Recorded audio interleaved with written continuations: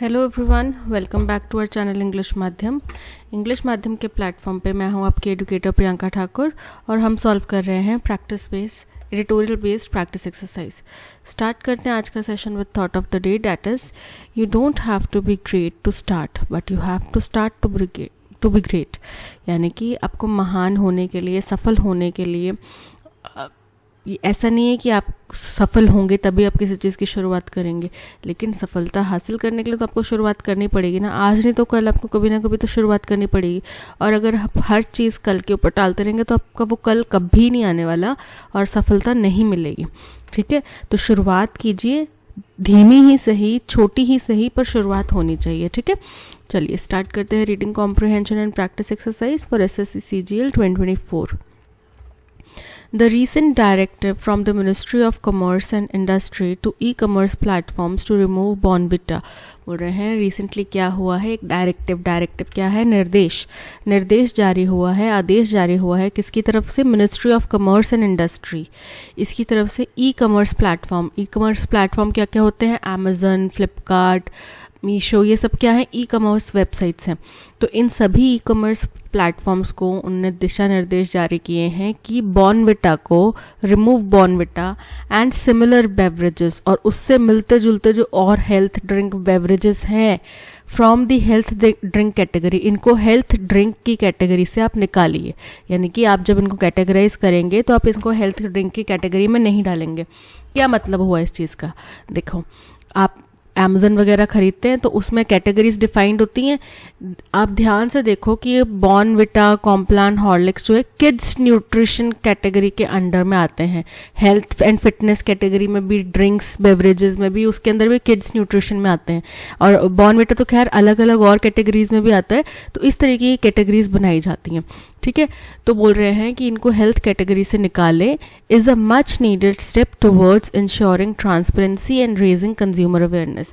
तो राइटर कह रहे हैं कि ये ज़रूरी था, ये मच नीडेड मतलब बहुत ज़रूरी स्टेप था जो लिया जाना चाहिए था, ताकि ये सुनिश्चित किया जा सके क्या, ट्रांसपेरेंसी मतलब पारदर्शिता, क्लैरिटी सुनिश्चित की जा सके और कंज्यूमर्स के अंदर अवेयरनेस फैलाई जा सके। ठीक है, अब क्यों हुआ, आपने कुछ समय पहले कुछ यूट्यूबर्स के वीडियोस देखे होंगे जो हेल्थ एंड फिटनेस के ऊपर बात करते हैं। उनने बताया था कि इनके अंदर शुगर जो है वो इतनी हाई क्वांटिटी में होती है कि आप उसको हेल्थ ड्रिंक के अंदर में कंसिडर नहीं कर सकते। ठीक है, इतनी high level of sugar is not good for kids, is not good for any adult, is not good for any old person. ठीक है, the move comes after an inquiry by National Commission for Protection of Child Rights।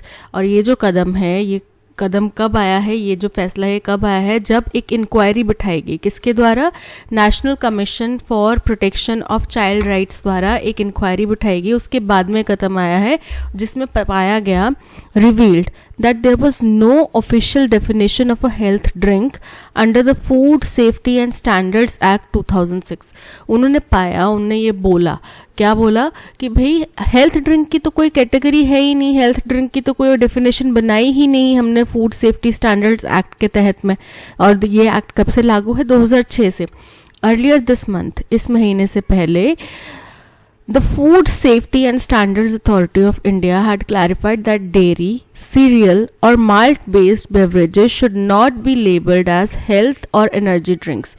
तो इस महीने से पहले एक फैसला आया था, उसमें food safety and standards authority of India ने बोला था कि डेयरी होता है दूध से बनी हुई चीज़ें, चाहे वो ड्राइड मिल्क होता है वो हो गया, पनीर हो गया, ये सब चीज़ें, सीरियल्स हो गए, कॉर्नफ्लेक्स और केलॉग्स और ये सब, और माल्ट बेस्ड बेवरेजेस क्या होता है, माल्ट क्या होता है, माल्ट बेसिकली जो हमारी फसलें होती हैं, गेहूं, अनाज वगैरह, इसको तोड़ के एक्सट्रैक्ट करके प्रोसेस करके इनका जो रस निकाला जाता है वो होता है माल्ट। तो माल्ट बेस्ड बेवरेजेस जो होंगी इनको आप should not be labelled as, इनको आप हेल्थ ड्रिंक के कैटेगरी में या एनर्जी ड्रिंक्स की कैटेगरी में आप नहीं लेबल कर सकते। ठीक है, Bonvita found itself in the eye of storm last year when questions were asked about its nutritional claims। Bonvita found itself मतलब अपने आप को पाया, कहाँ पाया, आई ऑफ स्टॉर्म यानी कि केंद्र में, तूफान से घिरा हुआ, तूफान के एकदम बीचों बीच पाया उसने कब? जब पिछले साल सवाल उठाए गए वर आस्क्ड किसके बारे में? About it's nutritional claim. जो बॉर्नविटा एडवर्टाइजमेंट करता है, कॉम्प्लान वगैरह जो एडवर्टाइजमेंट करते हैं कि हाइट बड़ी होती है, मैंने बहुत साल कॉम्प्लान पिया है, मेरी हाइट तो लंबी नहीं हुई, ठीक है। और बॉर्नविटा जो क्लेम्स करता है कि ये एनर्जी ड्रिंक है, बच्चों को एनर्जी देता है, ये सब क्लेम्स जो थे particular regarding it's sugar content, और ख़ास तौर पे इनके शुगर कंटेंट के बारे में सवाल उठने शुरू हो गए। The controversy prompted a re-evaluation of how such products are marketed and labelled. बोल रहे हैं जो कंट्रोवर्सी हुई, जो वाद विवाद हुआ, उससे क्या हुआ? प्रॉम्प्ट हो गया मतलब प्रेरित हुआ। क्या प्रेरित हुआ? एक री इवैल्यूएशन यानी कि दोबारा जांच की जाए कि इस तरीके के प्रोडक्ट्स कैसे आर मार्केटेड एंड लेबल्ड, किस तरीके से उनकी मार्केटिंग और किस तरीके से उनका लेबल हो पा रहा है अगर वो इतनी हाई। अब देखो ये बड़ी ही निराशा की बात है कि 2006 में हमने फूड और सेफ्टी एक्ट बना दिया, ठीक है। उसके बाद अब 2024 में जाके हमारी सरकारें जगी हैं, चाहे कोई भी सरकार है, कांग्रेस थी, बीजेपी थी, वो थे, हम थे, इस चीज़ में नहीं पढ़ के ये देखते हैं कि जितनी भी सरकारें थी, क्योंकि सरकारें जो हैं ये संस्थाएं नहीं चलाती, ठीक है। ये जो फूड सिक्योरिटी और सेफ्टी वाला जो ये संस्था बनी है, food safety and standards authority of India, ये कोई सरकार नहीं चलाती, इसकी अथॉरिटीज़ होती हैं। तभी अगर जब कोई सरकार रूलिंग में नहीं भी है तब भी ये अपना काम कर रही हैं, ठीक है। तो इनके अंदर अथॉरिटीज़ होते हैं, पदाधिकारी होते हैं, क्या करते हैं, उनका काम क्या है? उनका काम यही जांचना है। तो भी 2006 से लेके 2024 तक ये लोग सोए हुए थे। इतने सालों से हम बच्चों ने जो हम लोग ग्रोथ करी है जिन सालों में, उन सालों में हमने यही ड्रिंक्स पिए हैं, ठीक है। और हैरानी की बात ये होती है कि 1 चम्मच बॉर्नविटा डालने के बाद, जिसमें अपेरेंटली इतनी शुगर है, शुगर का लेवल बहुत हाई है, उसके बावजूद हम में से कई घरों में एक्स्ट्रा शुगर डाली जाती है दूध को स्वीट करने के लिए। तो ये बड़ी ही चिंताजनक बात है। कंट्रोवर्सी इसी बात पे है कि इतने सालों से लोग कैसे चल रहे थे। While Bournvita did reduce its sugar content following the backlash, हालांकि बॉर्नविटा ने शुगर कंटेंट कम किया इतना विद्रोह बैकलैश झेलने के बाद में। The broader issue of misleading labelling persisted across the industry, लेकिन इस पूरी इंडस्ट्री में क्या रहा? मिसलीडिंग लेबल जो किया जाता है कि इनको हेल्थ ड्रिंक के कैटेगरी में, एनर्जी ड्रिंक की कैटेगरी में, boost the secret of my energy और कॉम्प्लान बच्चों की ग्रोथ में हेल्प करे, डेवलपिंग ईयर्स के लिए ज़रूरी है। एडवर्टाइजमेंट्स अभी भी ऐसी ही चल रही हैं, एडवर्टाइजमेंट्स भी ऐसी चल रही हैं और लेबलिंग भी उनने वैसी ही कर रखी है। तो बोल रहे ये ज़्यादा बड़ा मसला है। The term energy drink specifically refers to flavoured water based drinks. Energy drink जो टर्म है वो खास तौर पे स्पेसिफिकली किसको रेफर की जाती है? जो फ्लेवर्ड वाटर बेस्ड ड्रिंक्स होते हैं, जैसे जो कि कार्बोनेटेड भी हो सकते हैं, नॉन कार्बोनेटेड भी हो सकते हैं। Sting is the secret of my energy या जिंग एनर्जी, ये क्या है? इलेक्ट्रोलाइट्स बेस्ड चीज़ें हैं, ठीक है। इसमें इलेक्ट्रोलाइट्स डाले होते हैं पानी के अंदर में और कुछ नहीं है। और वहीं आगे कार्बोनेटेड ड्रिंक्स जैसे कि आपका सोडा, कोका कोला, लिम्का, ये सब आगे कार्बोनेटेड। नॉन कार्बोनेटेड जिसमें कार्बन नहीं डाली गई है, जिसमें गैस नहीं है, ठीक है। तो इन ड्रिंक्स को हेल्थ एनर्जी ड्रिंक बोला जाता है। These beverages are often marketed as health drinks, even though their high sugar content possess serious health risks, especially for children. बोल रहे हैं कि इन बेवरेजेस को हम हेल्थ ड्रिंक्स की कैटेगरी में काउंट करते हैं, जबकि इनका इतना भारी शुगर कंटेंट जो है सीरियस हेल्थ रिस्क पैदा करता है, खास तौर पे बच्चों में, क्योंकि बच्चे ही ज़्यादा कंज्यूम करते हैं। बॉर्नविटा के बाद दूध नहीं पियेंगे, चॉकलेट का टेस्ट आना चाहिए, ठीक है, वही ज़्यादा कंज्यूम करते हैं इन चीज़ों को, और उनके ऊपर अगर इतनी हाई मात्रा में शुगर है दैट मीन्स वो इंजूरियस है हेल्थ के। सेम ऐसी ही चीज़ जब मैगी में लेड की बात हुई थी ना, तो उससे लेड निकलने से कई साल पहले फॉरेन मार्केट में ये बात साबित हो गई थी रिजल्ट्स में, टेस्ट में, कि मैगी के अंदर जो सॉल्ट कंटेंट है वो इतना हाई है कि जितना एक व्यक्ति को अपने पूरे दिन की कंजम्पशन में सॉल्ट कंटेंट चाहिए, यानी कि सुबह, दोपहर, रात 3 टाइम खाना, उसके बीच में भी अगर वो कुछ स्नैक्स वगैरह लेता है, वो पूरा अगर मान लो स्नैक्स ले 5 टाइम कुछ खा रहा है, तो पूरा जितना भी उसमें सॉल्ट कंज्यूम होना चाहिए वो पूरा का पूरा सॉल्ट एक मैगी के पैकेट में है, ठीक है। और सेम गोज विद जो हम चिप्स खाते हैं, वेफर्स खाते हैं, ठीक है, सेम गोज विद देम। तो ये रिसर्च आई थी, और इसके बाद में हिंदुस्तान में इतना इसके ऊपर एक्शन नहीं लिया जाता, लेकिन बाहर के देशों में कितना सॉल्ट है, कितना क्या है, हर एक चीज़ जो है लेबलिंग की जाती है। और अगर जैसे पैकेजिंग छोटी है, लेबलिंग नहीं हो सकती, तो स्कैनर दिए जाते हैं जिससे आप स्कैन कर सकें और वेबसाइट पे आपको पूरी डिटेल मिलेगी, ठीक है। आपने कभी मैगी खरीदने से पहले आपने कभी देखा है ये चीज़? नहीं देखी है। कभी कोई कोल्ड ड्रिंक खरीदने से पहले देखी है? नहीं देखी है। तो बोल रहे हैं कि ये बेवरेजेस को हम हेल्थ ड्रिंक की कैटेगरी में ये लोग मार्केट कर रहे हैं, जबकि इनके अंदर इतना हाई शुगर है जो बच्चों की सेहत को ही खराब कर रहा है, ठीक है। तो सेहत को खराब करने वाली चीज़ हेल्दी कैसे होगी? Excessive sugar consumption can lead to a host of health issues. जाहिर सी बात है, ज़्यादा शुगर कंजम्पशन करेंगे तो बहुत सारी बीमारियां होंगी, ठीक है। और केवल शुगर की बात नहीं है, excessive salt, excessive of anything, कुछ भी चीज़ का जब अति होती है ना, ज़रूरत से ज़्यादा कंजम्पशन किसी भी चीज़ की, आप खाना, आपको भूख 2 रोटी की लगी है, 5 रोटी खा के देखो, उसी टाइम वॉमिट आएगी या पेट हैवी लगेगा। तो हर चीज़ की जो कंजम्पशन है वो एक लिमिट में, सीमित दायरे में होनी चाहिए। हमारा पेट है, डस्टबिन थोड़ी है कि कुछ भी उठा के डाल दो, ठीक है। तो हेल्थ इश्यूज होते हैं, इंक्लूडिंग ओबेसिटी, जिसमें ओबेसिटी भी शामिल है। और ओबेसिटी में हिंदुस्तान जो है नंबर 1, 2 पे पहुंच रहा है, ठीक है। कल के आर्टिकल में हमने पढ़ा था, बहुत भारी संख्या है ओबेसिटी की। डायबिटीज एंड डेंटल एलिमेंट्स, बच्चों में डायबिटीज़ की समस्या आ रही हैं। डेंटल मतलब दांतों की बीमारियां, दांतों की परेशानियां, जैसे कि कीड़ा लग गया दांतों में, दांत खराब हो गए, तो वो चीज़ें भी हो रही हैं। The absence of clear regulatory guidelines exacerbates the problem. और क्योंकि हमारे पास में कोई भी क्लियर रेगुलेटरी गाइडलाइंस नहीं है, इनका अभाव है, एब्सेंस है मतलब कमी है, अभाव है, तो ये स्थिति को, इस परेशानी को और एक्सेसरबेट कर देते हैं, यानी कि बढ़ा देते हैं, गंभीर कर देते हैं। Leaving consumers vulnerable to misleading claims, और जिसकी वजह से, क्योंकि गाइडलाइंस नहीं है, कंपनीज धड़ल्ले से अपने मार्केटिंग कर रही हैं, बड़े बड़े सेलिब्रिटीज़ को लेकर आ रही हैं, और इससे क्या होता है कि हम आम भोली भाली जनता जो और मुद्दों पे बहुत ज़्यादा एक्टिव रहते हैं, किसी को ट्रोल करने में बहुत ज़्यादा एक्टिव रहते हैं, हम आम भोली भाली जनता यहाँ पे मिसलीडिंग क्लेम्स के लिए रिस्क पर आ जाती हैं, उनके दायरे में आ जाती हैं, एज अ कंज्यूमर हम फंस जाते हैं। The latest clarification addresses this ambiguity. तो अभी जो लेटेस्ट क्लैरिफिकेशन आया है, जो लेटेस्ट रेगुलेशन आया है, वो इस एम्बिग्विटी मतलब अस्पष्टता को एड्रेस करता है, इससे निपटता है। Besides empowering consumers to make informed choices, और साथ ही साथ किसके विपरीत, मतलब साथ में इसके साथ क्या होता है, मेन तो है कि वो कंज्यूमर्स को एम्पावर कर रहा है कि भाई आप इन्फॉर्म्ड चॉइस ले सकते हैं, यानी कि आपको पता है इस ड्रिंक में शुगर है, अब आपकी चॉइस है आपको अपने बच्चे के लिए लेना है या नहीं लेना है, ठीक है।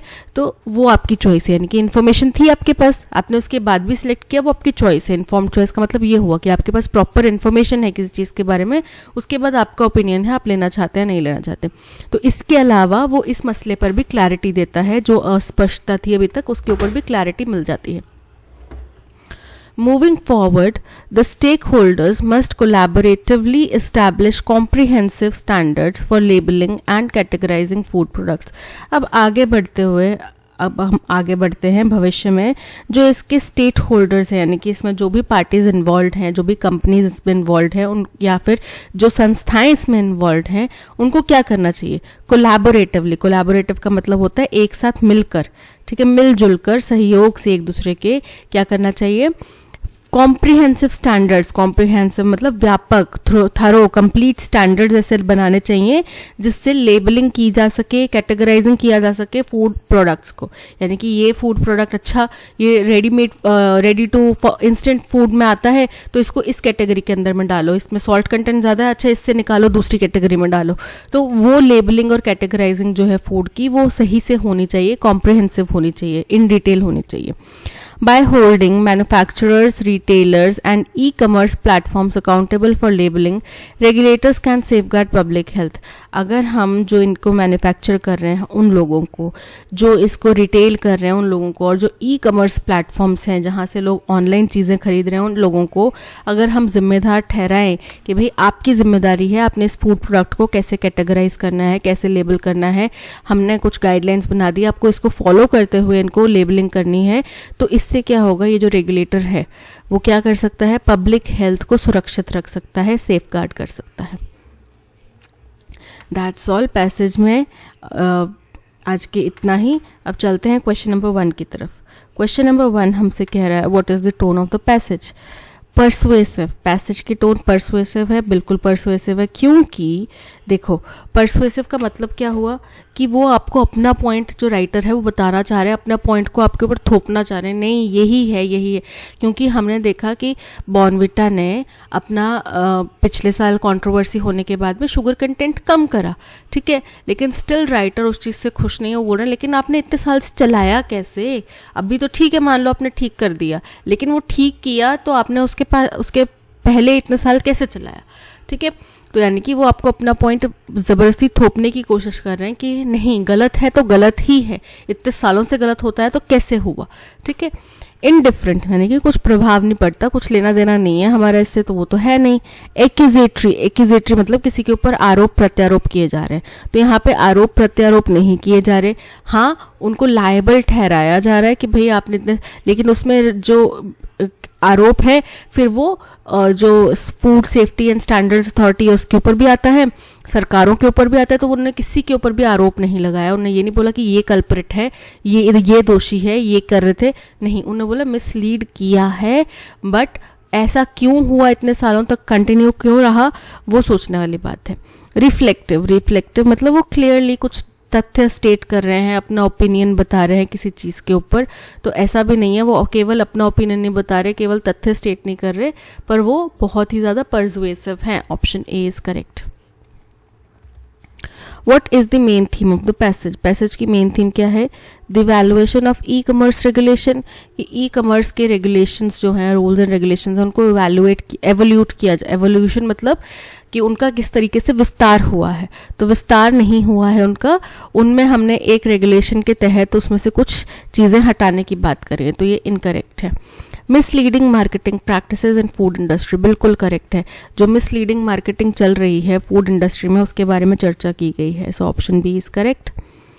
What prompted the Ministry of Commerce and Industry to direct e-commerce platforms to reclassify Bournvita and similar beverages from health drinks category? बोल रहे हैं कि क्या ऐसा हुआ जिसकी वजह से ministry of commerce and industry को ये कदम उठाना पड़ा, आदेश देना पड़ा ई कमर्स प्लेटफॉर्म्स को कि आप बॉर्नविटा और एसकी के जैसे बाकी ड्रिंक्स के लिए अपनी कैटेगरीज दोबारा डिफाइन कीजिए और हेल्थ ड्रिंक की कैटेगरी से इनको हटाइए. Consumer complaints about the high sugar content in these beverages which triggered a governmental review. क्योंकि कंज्यूमर्स ने इसके ऊपर शिकायत करी, तो हम तो कितने सालों से पी रहे थे, एक्स्ट्रा चीनी डाल के पी रहे थे, हमें तो नहीं पता चल रहा था उसमें शुगर ज़्यादा है, ठीक है, तो हमें तो वो इतना मीठा लग भी नहीं रहा था, तो ये तो हुआ नहीं, तो ये इनकरेक्ट है. A directive from Food Safety and Standards Authority of India after they revised the guidelines for beverage labeling.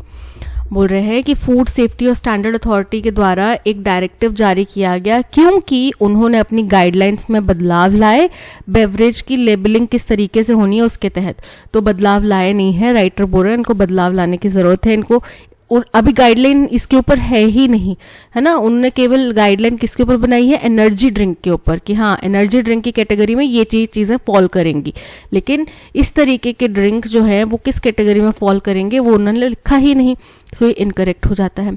An inquiry by National Commission for Protection of Child Rights which revealed the absence of an official health drink definition under the Food Safety and Standard Act 2006. बिल्कुल correct है कि एक जांच हुई national commission for protection of child rights के तहत, जिसमें पाया गया कि 2006 में हमने इतना बड़ा लॉ पास किया था, food safety and standards act लागू किया था, उसके अंदर हेल्थ ड्रिंक की डेफिनेशन ही नहीं है, तो आप कैसे हेल्थ ड्रिंक की एक कैटेगरी बना के उसके अंदर डाल रहे हो, ठीक है. So option C is correct. Why did Bournvita reduce its sugar content last year? पिछले साल बॉर्नविटा ने अपना शुगर कंटेंट क्यों कम किया? क्योंकि कुछ जांच पड़ताल हुई जिससे पाया गया कि उनका शुगर कंटेंट बड़ा ज़्यादा है। इसकी वजह से उनको अपने प्रोडक्ट को रिवैल्यूएट करना पड़ा और चेंज करना पड़ा। The food safety and standards authority of India mandated a reduction in sugar content for all malt based beverages. बोल रहे हैं जितने भी माल्ट बेस्ड बेवरेजेस हैं उनके लिए गाइडलाइन जारी किए गए कि भाई अपना शुगर कंटेंट कम करो। ऐसा नहीं है। There was a general industry trend towards healthier products and Bournvita aimed to align with market expectations. बोल रहे हैं कि जनरल मार्केट में ये ट्रेंड चला हुआ था कि हेल्दियर प्रोडक्ट्स हम खरीदेंगे और बॉर्नविटा जो है उसी के समरूप काम कर रहा था। तो ये गलत है। बॉर्नविटा तो उससे विपरीत काम कर रहा था, तो ये गलत हो जाता है। Bournvita aimed to comply with the new international standards on sugar content in children's beverages. तो यहाँ पे हमने इंटरनेशनल स्टैंडर्ड्स की बात नहीं करी है कि बॉर्नविटा का उद्देश्य था कि जो इंटरनेशनल स्टैंडर्ड्स हैं शुगर कंटेंट को लेके हम उसके अनुरूप चले, उसका पालन करें। तो ये इनकरेक्ट है। Bournvita faced scrutiny over its nutritional claims, particularly its sugar content, which led to a re-evaluation of how it and similar products are marketed and labeled. बिल्कुल करेक्ट है कि बॉर्नविटा के ऊपर एक जांच हुई उनके न्यूट्रिशनल क्लेम्स के ऊपर, जिसकी वजह से पता चला कि भाई शुगर कंटेंट, खासतौर पर उनके शुगर कंटेंट के ऊपर, और पता चला कि भाई शुगर बड़ी ज़्यादा है इनमें।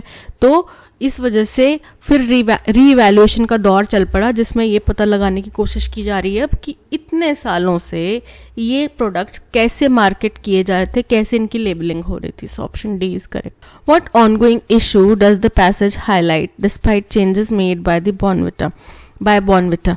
बोल रहे हैं कि क्या ऑनगोइंग इशू जो है वो हाईलाइट किया गया, हालांकि बॉर्नविटा ने चेंजेस कर दिए, उसके बावजूद भी एक मसला है जो अभी भी बना हुआ है। The continued use of term energy drink for high sugar beverages, which misleads consumers about the health risk associated with their consumption. तो एनर्जी ड्रिंक जो है हाई शुगर बेवरेजेस के साथ में एसोसिएट नहीं किया गया, कार्बोनेटेड और non carbonated water based drinks के साथ में एसोसिएट किया गया है। ठीक है, non carbonated water based drinks के साथ में, तो ये इनकरेक्ट हो जाता है। The absence of effective enforcement mechanism to ensure compliance with existing health and safety regulations by beverage companies. कि beverage companies जो हैं वो अभी के जो rules and regulations हैं उनका अनुसरण नहीं कर रहे, उनका पालन नहीं कर रहे, ये हाईलाइट हुआ। तो अभी ये हाईलाइट हुआ कि रूल है ही नहीं, कोई रूल बनाया ही नहीं है हेल्थ ड्रिंक की कैटेगरी में, या इस तरीके के जो ड्रिंक्स हैं उनकी कोई कैटेगरी लागू ही नहीं की गई है। तो ये इनकरेक्ट है। The persistence of misleading labeling practices across the industry even after individual companies have made changes to their product. बोल रहे हैं कि हालांकि कंपनी ने अपने प्रोडक्ट में चेंज किए हैं, ठीक है, शुगर कंटेंट कम किया है, फिर भी वो मिसलीडिंग एड्स, मिसलीडिंग लेबलिंग जो है वो चलाए जा रहे हैं। ये है सबसे बड़ी चीज़ जो हाईलाइट हुई है कि कैसे करेक्शन करने के बावजूद भी, राइटर का यही कहना था कि करेक्शन किया लेकिन उसके बाद भी आप वही चीज़ें कर रहे हो, लेबलिंग तो आपने उसी के अंदर में रखी है। So option C is correct. One of the cardinal principles of a functioning and modern democracy is that only the state. Cardinal मतलब एक ऐसा प्रिंसिपल जो कि मान लिया गया है कि इस चीज़ में ऐसे ही होता है, जनरल धारणा बन चुकी है कि अगर ये चीज़ है तो ऐसे ही होगा। जैसे कि ये मान लिया गया है कि डॉक्टर्स की हैंडराइटिंग गंदी ही होती है, ठीक है, डॉक्टर्स की हैंडराइटिंग हमें समझ में नहीं ही आएगी, ये एक धारणा बन चुकी है उस प्रोफेशन को लेके।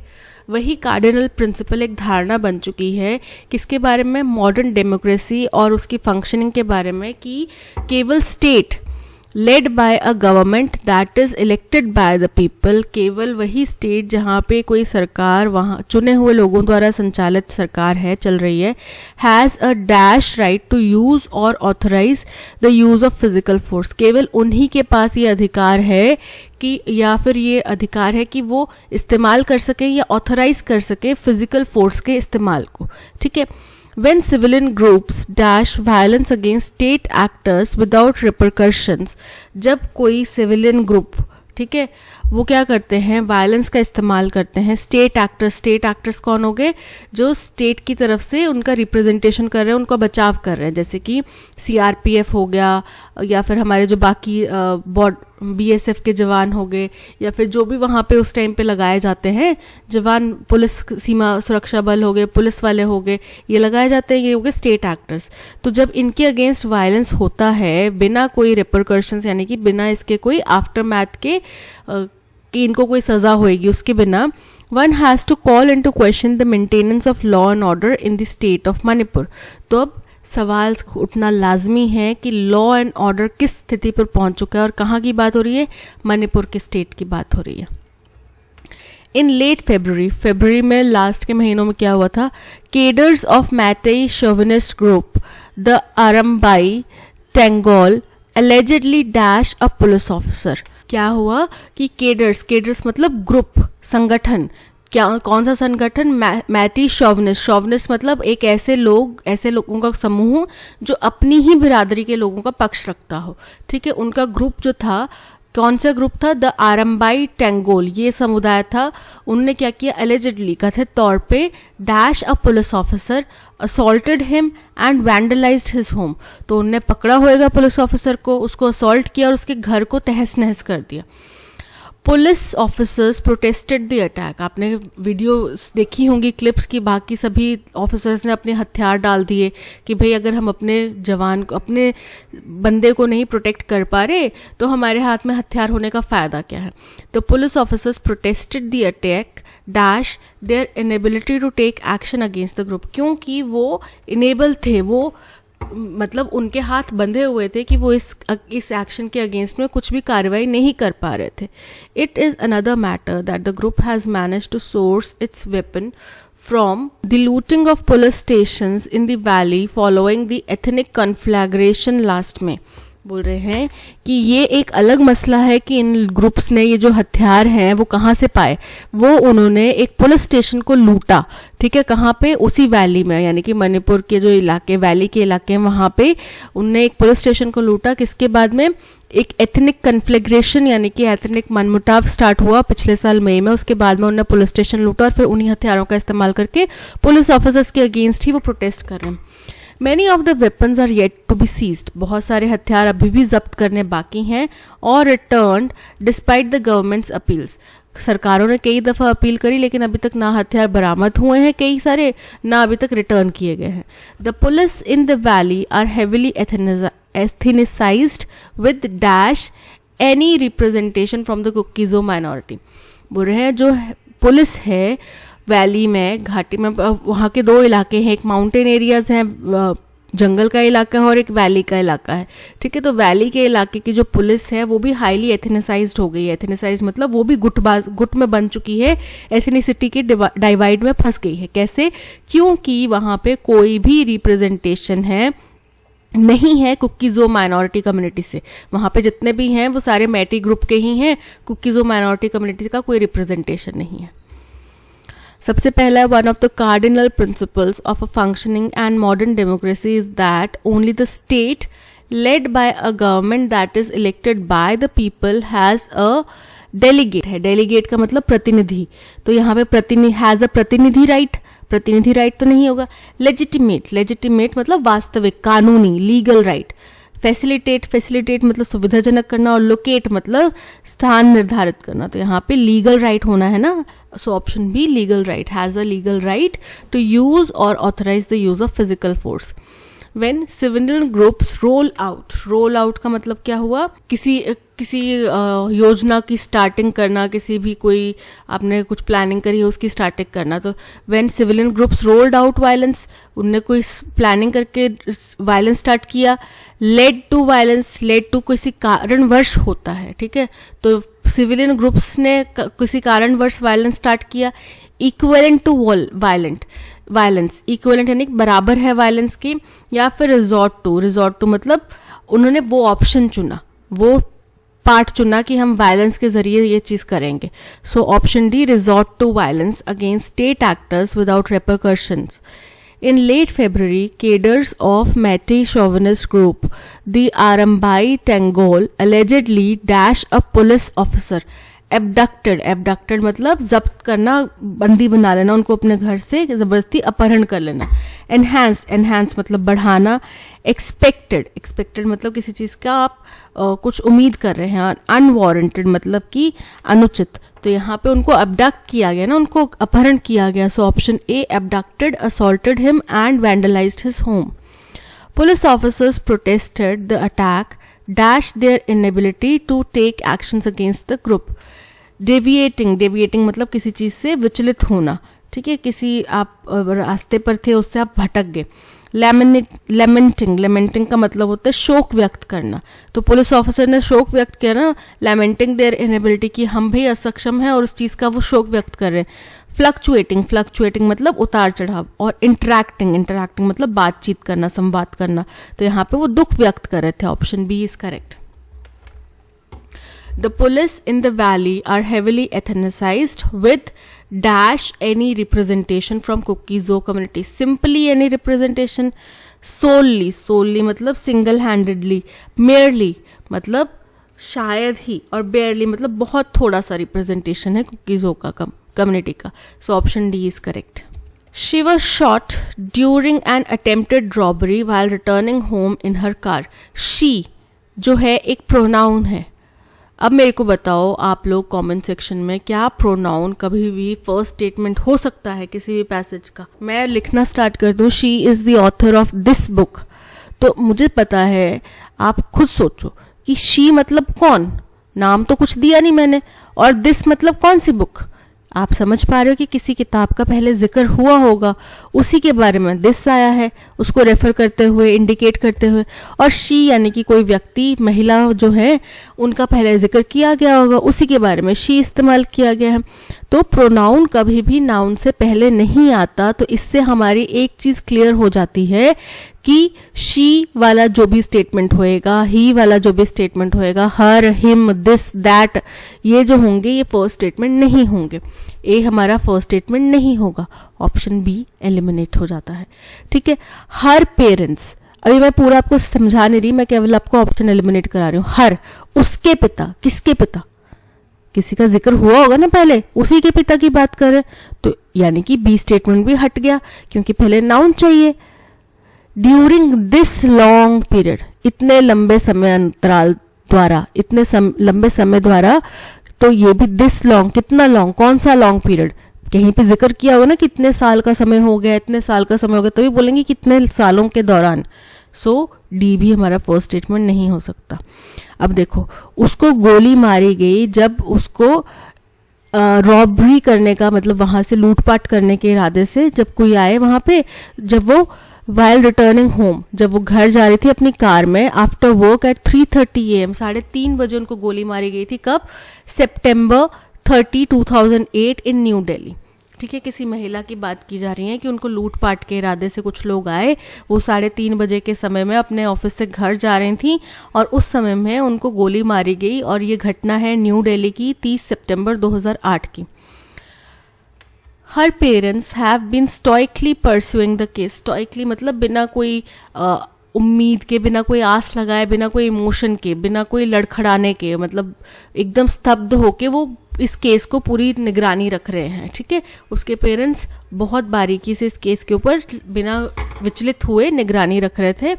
which saw many twists and turns as it dragged on for 15 years. अब ये देखो, ये 15 years and this long period, समझ में आ गया कि 15 साल चला और इतने लंबे समय अंतराल के लिए। तो यानी कि बी के बाद में डी स्टेटमेंट आएगा, है ना। यहाँ पे अगर मान लो ये एलिमिनेट नहीं भी होता तो बी के बाद में डी नहीं आ रहा है, सी पहले आ रहा है, सॉरी डी पहले आ रहा है, ठीक है। यहाँ पे बी के बाद में डी आ रहा है, यहाँ पे डी पहले आ रहा है और यहाँ पे बी के बाद में डी आ रहा है। तो ये करेक्ट होता, ये वैलिड होता, ये इनवैलिड, ये इनवैलिड, ठीक है।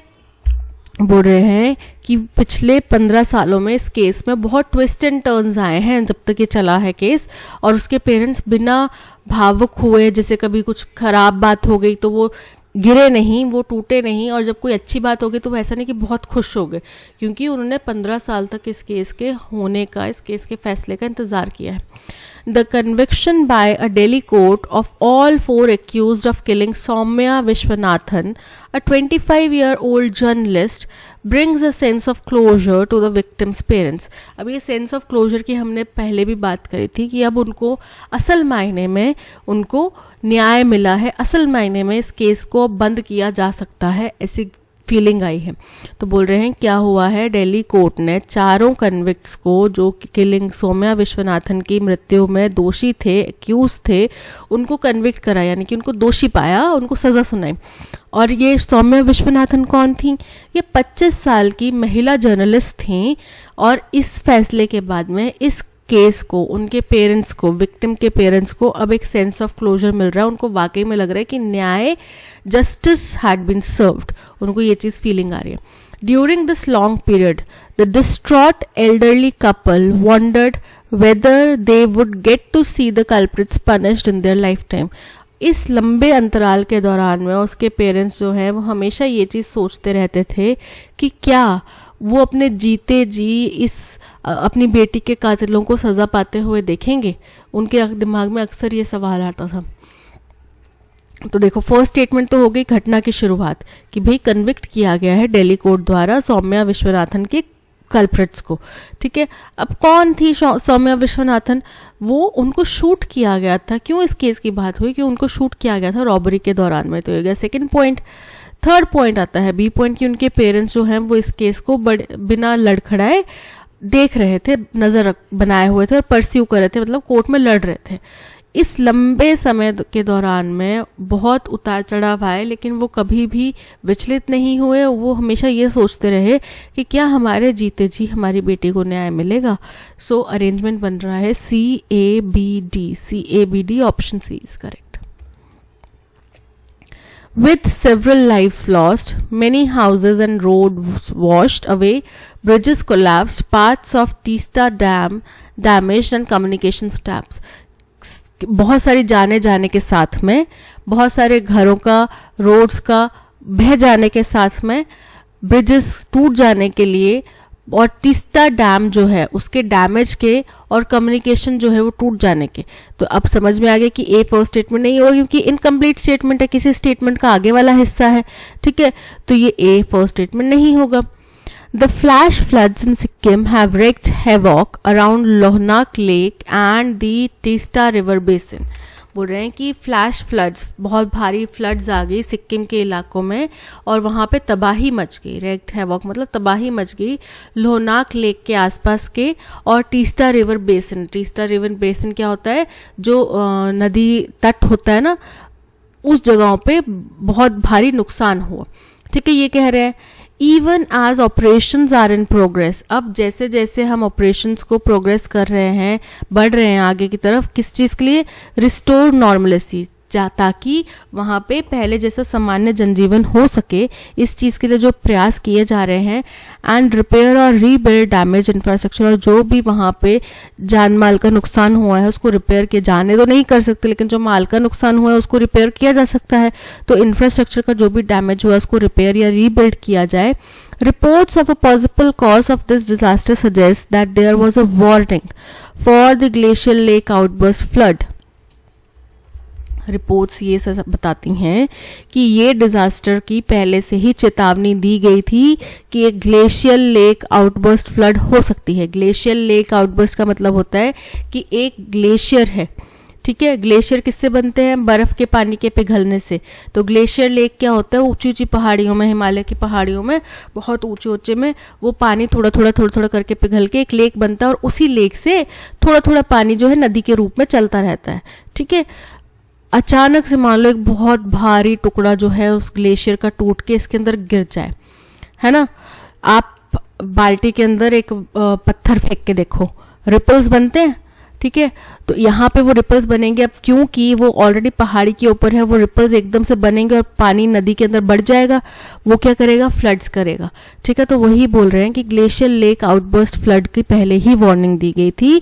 That caused a flash flood in Teesta river which then gushed violently down streams, जिसकी वजह से तीस्टा रिवर में फ्लैश फ्लड आ गई और जो कि फिर तेजी से डाउन स्ट्रीम यानी कि नीचे की तरफ जो नदी का एक्चुअल पाथ है उस तरफ को बढ़ने लगी। Had it been heeded, the damage could have been controlled. अगर उनकी बात सुन ली गई होती तो ये डैमेज को कंट्रोल किया जा सकता था. अगर ये वार्निंग जो है ये समझ ली गई होती, इसके ऊपर काम कर लिया गया होता, तो इतना भारी नुकसान होने से बचा जा सकता था. अब देखो, हमें पता चल रहा है कि जो बी स्टेटमेंट है वो ए स्टेटमेंट जो है वो बी स्टेटमेंट को कंप्लीट कर रहा है, जहां पे बोला गया in Sikkim have wreaked havoc around Lhonak lake and the Teesta river basin with several lives lost, many houses, और ये वाला. ठीक है, तो बी के बाद में ए आएगा. बी के बाद में ए आ रहा है, यहाँ पे ए पहले बी बाद में, यहाँ पे ए पहले बी बाद में, ये दोनों एलिमिनेट हो गए. बचा क्या? Option A. तो ऑप्शन ए हमारा आंसर है, बी ए सी डी. कैसे पता चला? फ्लैश फ्लड्स की बात की गई, इतना नुकसान हो गया. उसके बाद में अब जब हम जन मानस सुधारने की कोशिश कर रहे हैं, वहां पे सब कुछ ठीक करने की कोशिश कर रहे हैं, तो रिपोर्ट्स आई कि भाई इसकी पहले चेतावनी दी गई थी. अगर इस चेतावनी को पहले सुन लिया गया होता, यानी कि सी के बाद में डी, अगर इस चेतावनी को पहले सुन लिया गया होता तो इतना नुकसान नहीं होता. सो option A is correct. This is an acknowledgement of India's encouraging. Again this से कोई स्टेटमेंट शुरुआत नहीं होती. दिस से अगर शुरुआत हो रही है तो वो हमारा फर्स्ट स्टेटमेंट नहीं होगा. ठीक है, क्लैरिटी है इस चीज की. अब ऑप्शंस में देखो, पी कहीं पे भी फर्स्ट स्टेटमेंट है भी नहीं, तो चलो हमारी हेल्प नहीं हुई. ये एक एक्नॉलेजमेंट है, स्वीकृति है. किस बात की? कि इंडियाज एनकरेजिंग इकोनॉमिक रिकवरी, कि हिंदुस्तान की इकोनॉमी जो है वो बड़ी अच्छी तरीके से रिकवर कर रही है. Even as the country is battling the second wave of pandemic. वो भी तब जब हिंदुस्तान जो है सेकेंड वेव ऑफ पेंडेमिक से जूझ रहा है, यानी कि ये उस दौरान की बात कर रहे हैं, 2021-22 की बात कर रहे हैं. Citing the revival of private consumption and investment, the World Bank recently scaled up its projection for India's GDP growth to 10.1% for 2021-22. बोल रहे हैं क्योंकि हिंदुस्तान का प्राइवेट कंजम्पशन और इन्वेस्टमेंट जो है वो रिवाइव हुआ है. रिवाइव मतलब पुनर्जीवित हुआ है, उसमें विस्तार आया है. इसका हवाला देते हुए, साइटिंग मतलब इसका जिक्र करते हुए, इसका हवाला देते हुए वर्ल्ड बैंक ने रिसेंटली क्या किया है, जो इंडिया की जीडीपी ग्रोथ है, प्रोजेक्शंस है, उनको स्केल अप किया है, यानी कि उनको विस्तार किया है. पहले कम बताई थी, अब ज्यादा कर दी है. कितनी कर दी है? 10.1% कर दी है 2021-22 के लिए. कंसिडरेबली अप फ्रॉम 5 जो कि पहले कितनी थी? 5.4% थी, तो उससे 10.1% बहुत अच्छा नंबर है. That it had forecast in its January report, जो कि इन्होंने अपनी जनवरी की रिपोर्ट में फॉरकास्ट किया था. World Bank President David Malpass has named India among the 3 nations. World Bank के प्रेसिडेंट हैं डेविड मालपास. उन्होंने क्या किया है? उन्होंने हिंदुस्तान को उन 3 देशों की गिनती में, सूची में खड़ा किया है, the other being US and China, जिसमें से बाकी 2 कौन से? यूएस और चाइना है, which are setting the pace for faster global growth on the back of strong rebounds, जो कि ग्लोबल ग्रोथ को तेजी से करने की, तेज गति देने की कोशिश कर रहे हैं. वो भी किस के? तेजी से खुद को रिबाउंड करके मतलब खुद को वापस से खड़ा करके, तेजी से खुद को खड़ा कर रहे हैं, स्ट्रांगली खड़ा कर रहे हैं, और उसी की वजह से ग्लोबल ग्रोथ में भी विस्तार देखने मिल रहा है. However, the International Financial Institution hasn't to add that in view of the uncertainty caused by the resurgence of COVID cases in country, the real GDP growth for this financial year could range from 7.5 to 12.5%. बोल रहे हैं हालांकि जो कुछ international financial institution है, कौन सा? World bank, इसने क्या कहा है? इसने कुछ एड ऑन भी किया है. क्या एड ऑन किया है? कि भाई अगर हम इस अनिश्चितता को देखें, जिस संख्या में कोविड केसेस देश में बढ़ रहे हैं, तो उस संख्या को अगर देखें और उस अनिश्चितता को देखें, तो जो रियल जीडीपी है इस फाइनेंशियल ईयर के लिए वो 7.5 से 12.5 के बीच में रह सकती है. Malpass has made it clear that faster approval and rollout. अब मालपास जो है उनका सरनेम इस्तेमाल किया गया. पूरा नाम क्या है? David Malpass. My name is Priyanka Thakur. ठीक है, her name is Priyanka Thakur. Thakur ma'am is, तो आप बाद में ठाकुर इस्तेमाल कर सकते हो. ठीक है, मिसेस ठाकुर इज ऐसे बोल सकते हो, लेकिन पहले तो आप मेरा पूरा इंट्रोडक्शन दोगे ना, तो यानी कि क्यू जो है वो एस से पहले आएगा. ठीक है, तो एस हमारा फर्स्ट स्टेटमेंट नहीं हो सकता. हाउएवर से भी कोई स्टेटमेंट कभी स्टार्ट नहीं होता, तो आर भी हमारा फर्स्ट स्टेटमेंट नहीं हो सकता. बचा क्या? क्यू. क्यू हमारा क्या होगा? First statement. ठीक है, बोल रहे हैं मालपास ने बिल्कुल स्पष्ट कर दिया है that faster approval and roll out of vaccine are vital for safeguarding national as well as global interest, कि जल्द से जल्द अब मेडिसिन को अप्रूव किया जाए, जल्द से जल्द वैक्सीन जो हैं वो बाज़ार में आए, उनको इस्तेमाल किया जाए। ये बहुत ज़रूरी है अगर हमने नेशनल और साथ ही साथ ग्लोबल इंटरेस्ट को सेफगार्ड करना है, बचाना है तो। ठीक है, तो अब सबसे पहली चीज़ क्या आएगी, फर्स्ट स्टेटमेंट तो हमारा पता चल गया, क्यू स्टेटमेंट है। इसने क्या किया, इसने एक स्वीकृति दे दी कि भाई इंडिया की इकोनॉमी बहुत तेज़ी से ग्रो कर रही है। ये हो गया सेकेंड पॉइंट। थर्ड पॉइंट क्या हो जाता है, थर्ड पॉइंट बोलते हैं लेकिन फिर भी इन्होंने बोला है कि कोविड केसेस भी बढ़ रहे हैं और इस अनिश्चितता की वजह से 7.5 से 12.5 तक रेंज करेगा। लास्ट स्टेटमेंट हो जाएगा कि मालपास ने स्पष्ट किया है कि जल्द से जल्द वैक्सीन लगवानी पड़ेंगी, तभी देश का और दुनिया का हित जो है वो संभव हो पाएगा। सो अरेंजमेंट बन रहा है QPRS। QPRS option A is correct. These middleman, these मतलब अगेन जो मैंने अभी कंसेप्ट बताया था, he, him, his, this, that, these, ये सब चीज़ें जो है वो सेकेंडरी स्टेटमेंट का पार्ट होती हैं, फर्स्ट स्टेटमेंट में नहीं आती। ठीक है, तो ये जो मिडलमैन है have also been lending money, यानी कि पी हमारा फर्स्ट स्टेटमेंट नहीं होगा। देखो ऑप्शन में कहीं भी गिवन भी नहीं है। ठीक है, ये पैसे भी उधार देते थे टू डेम, उनको, किनको, अगेन डेम भी जो है वो पार्ट ऑफ जो है सेकंड स्टेटमेंट, सेकेंडरी स्टेटमेंट है, फर्स्ट स्टेटमेंट का हिस्सा नहीं होगा। फॉर बाइंग इनपुट्स, जैसे कि उनको इनपुट्स हो गया, कुछ भी रॉ मटेरियल खरीदना है, कुछ उसमें प्रोडक्शन में कुछ चीज़ें हेल्पफुल होती हैं वो खरीदनी है। अल्बेट एट स्टिफ इंटरेस्ट रेट्स, हालांकि इनके इंटरेस्ट रेट्स काफ़ी ज़्यादा होते थे पर वो दे देते थे आसानी से, बैंकों के चकचकच से वो आसानी से वहाँ से उनको लोन मिल जाता था। Punjab has around 47,000 registered Artiyas who make about 1,500 crore annually as commission for their services. और पंजाब में 47,000 रजिस्टर्ड अर्तिये हैं, ठीक है, जो कि एनुअली सालाना 1,500 करोड़ कमीशन के तौर पे, अपनी सर्विसेज देने के कमीशन के तौर पे कमाते हैं। Including passing on the payments to the farmer, जिसमें किसानों को उनकी पेमेंट्स देना भी शामिल है। Punjab is insisting on doing it the round about way. Punjab जोर दे रहा है कि इसको घुमा फिरा के कह रहा है। ठीक है, For decades, Artiyas और commission agents have been helping farmers at every stage. कई दशकों से अर्तिये और कमीशन एजेंट्स जो हैं वो किसानों की हेल्प कर रहे हैं हर एक स्टेज पर। Right from the crops arrival in the mandi, जैसे ही क्रॉप मंडी में आती है तब से लेके to its purchase by government और प्राइवेट एजेंसीज, जब तक वो फसल जो है वो किसी गवर्नमेंट या प्राइवेट एजेंसी द्वारा खरीदी नहीं जाती तब तक ये आड़ती उनकी हेल्प करते हैं। The state fears that this switchover would herald the end of its time-tested arhtiya system. तो पंजाब के किसानों को, आड़तियों को खतरा इस बात का है कि ये जो परिवर्तन आया है ये क्या करेगा, हेराल्ड कर देगा, ख़त्म कर देगा, रोक देगा किस चीज़ को, जो उनका सदियों से टेस्टेड, टाइम टेस्टेड यानी कि कई सालों से टेस्टेड जो एक सिस्टम है, आड़तिया सिस्टम है, उसको, and impact it's agriculture based economy. अब पंजाब जाना ही किसानों के लिए जाता है। ठीक है, वो लोग तो गाड़ियों में भी, बड़ी बड़ी महंगी महंगी गाड़ियों में घास काटने और फसल ले जाने की बात करते हैं। ठीक है, तो ये इनका एग्रीकल्चर बेस्ड इकोनॉमी है। ठीक है, तो ये इफेक्ट होएगी, उनका ऐसा मानना है।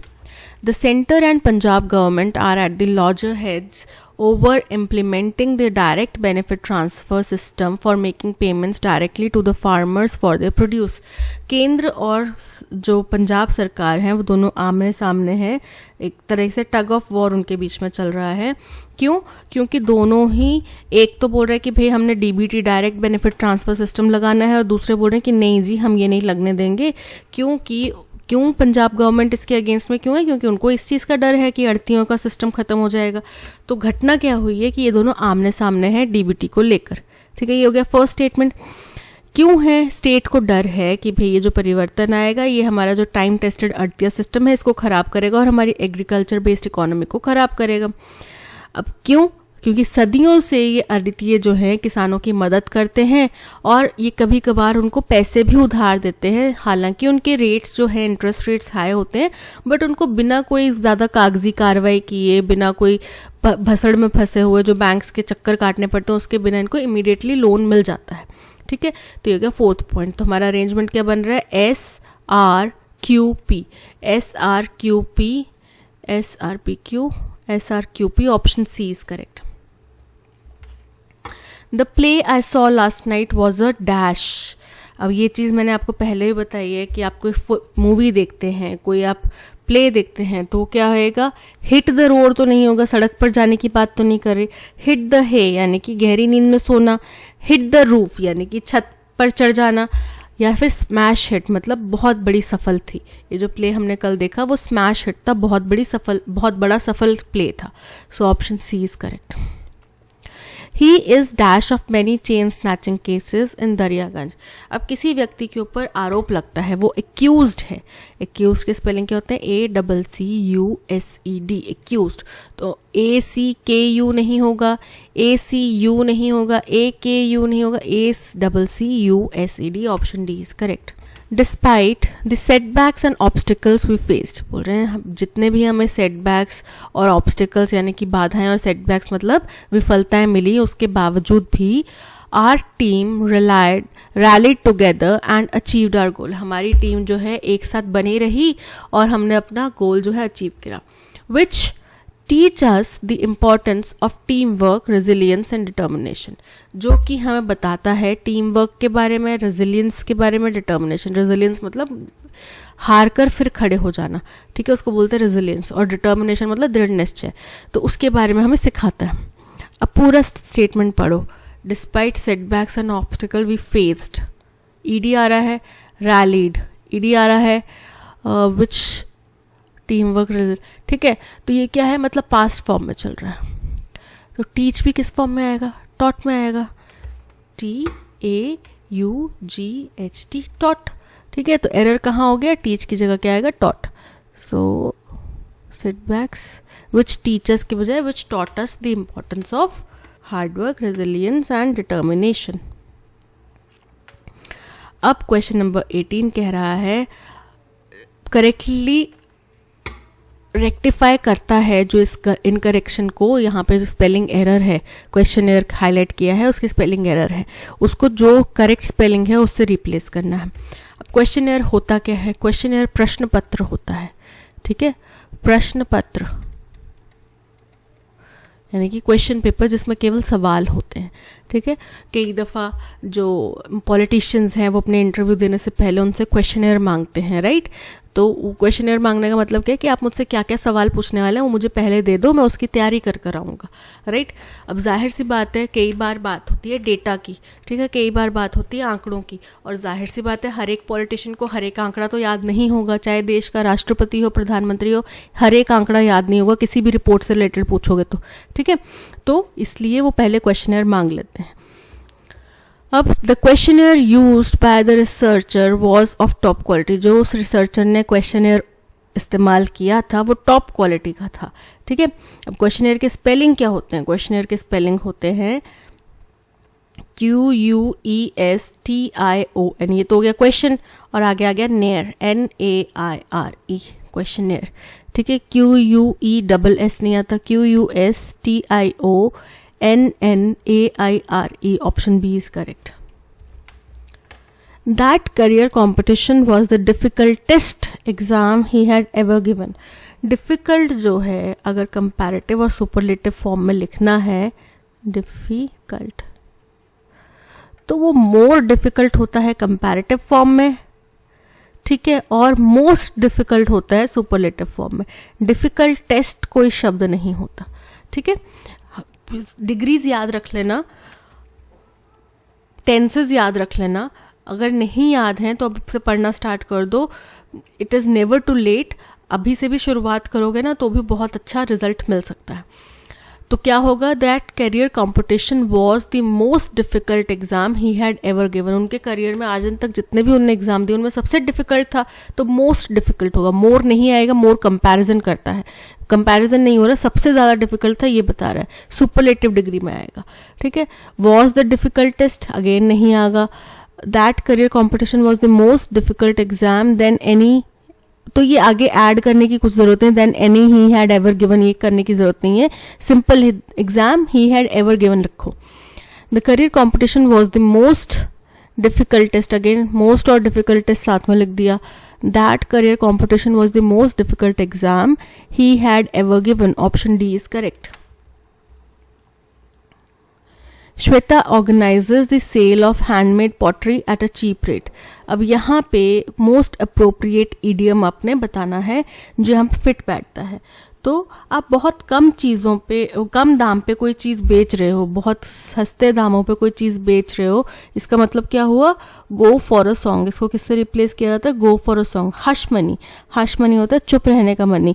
डोनाल्ड ट्रंप वाले केस में जो किसी फीमेल महिला के साथ में उन्होंने कुछ रिलेशन रखे थे, उसको कहा, उसमें आपने ये वर्ड सुना होगा, हश मनी का टर्म सुनी होगी. ठीक है. Having one's cake and eating it too, यानी कि दोनों हाथों में लड्डू होना. मेकिंग अ फस, यानी कि छोटी सी बात को राई का पहाड़ बनाना.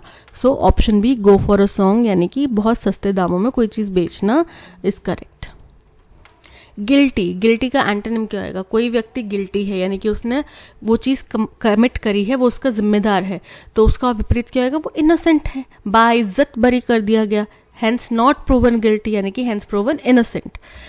रिस्पॉन्सिबल, जिम्मेदार. इनोसेंट मतलब उसका निर्दोष. क्रिमिनल, कोई मुजरिम. पेशेंट, कोई मरीज. सो option B innocent is correct. The colors of the rainbow seem to shine through the triangular prism as the sun hit the object. Prism क्या होता है? ट्रायंगल शेप का शीशे का बना हुआ एक चीज होती है. ठीक है. अब रोशनी की प्रकृति ऐसी है कि वो जब प्रिज्म पे टकराती है तो उसके जो 7 कलर्स हैं, विबग्योर है रोशनी का, 7 कलर्स का जो ब्रॉड बैंड है उसमें वो फैल जाता है. फिर जब वापस इधर टकराते हैं कलर्स तो फिर इकट्ठे हो जाते हैं. ठीक है.